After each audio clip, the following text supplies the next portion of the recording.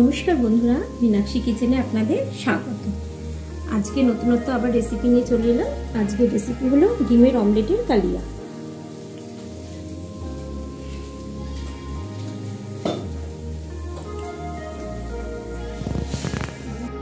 আমি এখানে ডিমের অমলেট করে নেব। কড়াইয়ে তেল দিয়ে দিয়েছি, সাদা তেল।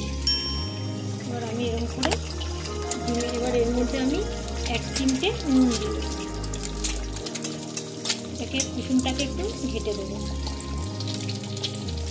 এরকম করে উল্টে পাল্টে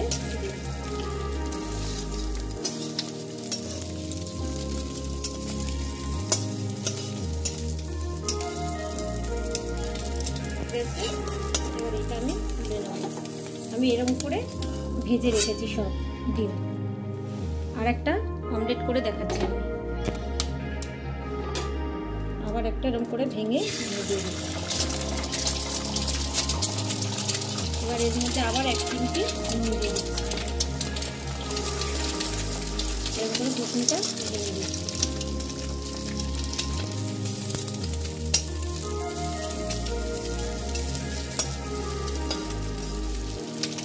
এরকম করে ভাজ করে হালকা করে নিতে হবে। হয়ে গেছে, আমি আবার এটাও তুলে নিচ্ছি। এই যে এরকম করে আমি সবকটা ভেজে নিয়েছি। এবার আমি কড়াইয়ে সর্ষের তেল দিয়ে দেবো। এখানে আমি পেঁয়াজ কেটে রেখে দিয়েছি 2টো। এখানে কড়াইশুঁটি নিয়েছি। এখানে নিয়েছি একটা বড় টমেটো, আর লাগছে কাঁচা লঙ্কা। এবার তেল গরম হয়ে গেছে, সর্ষের তেল।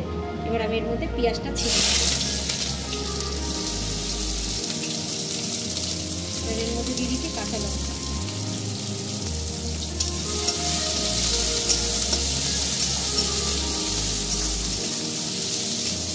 পেঁয়াজটা একটু হালকা ভেজে নেব।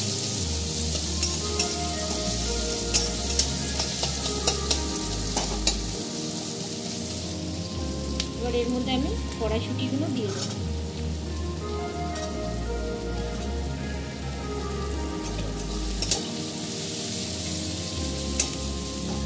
এবার এর মধ্যে আমি দেব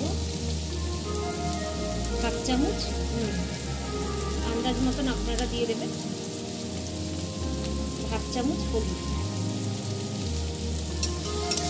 এবার আমি নুন আর হলুদ দিয়ে একটু এটাকে ব্রাউন করে ভেজে নেব।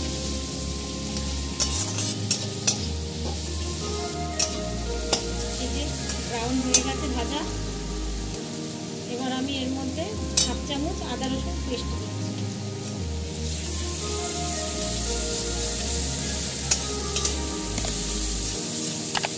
আদা রসুন পেস্ট দিয়ে আবার আমি ভালো করে এবার কষিয়ে নিচ্ছি। এবার এর মধ্যে দিচ্ছি আমি কাশ্মীরি কালার 1/2 চামচ, আর 1/2 চামচ দিচ্ছি জিরে গুঁড়ো। এবার ভালো করে কষি। এবার আমি টমেটোটা দিয়ে দিচ্ছি।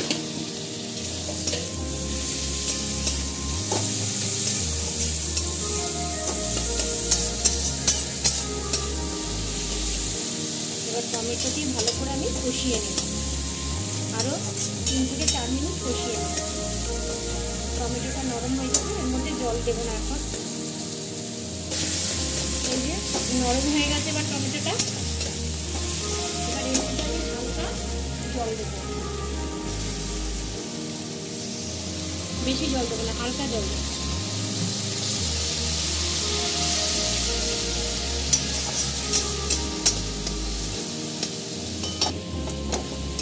হয়ে গেছে, জলটা টেনে গেছে। এবার আমি একটু ঘেটে দিচ্ছি। এখন থেকে একটু ঘেটে দিলে কি হয়, মাখো মাখো জিনিসটা হয়। এবার এর মধ্যে আমি একটা করে অমলেট ছেড়ে দেবো।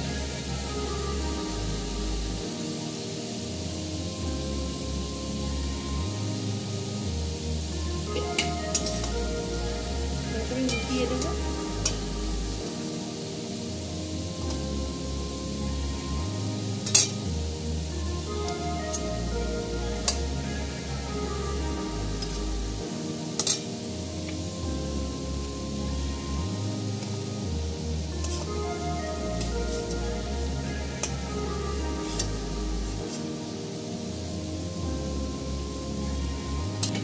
এবার আমি অল্প একটু জল আরো উপর দিয়ে ছড়িয়ে দেবো।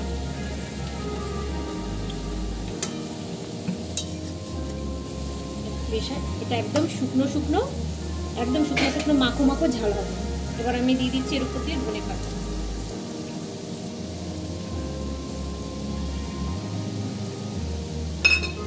এবার আমি 2 থেকে 3 মিনিট ঢাকা দিয়ে দেবো।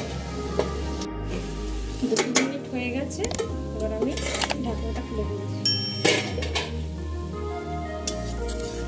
হয়ে গেছে, আমি এবারে সার্ভ করে দেবো ডিমের অমলেটের কালিয়া।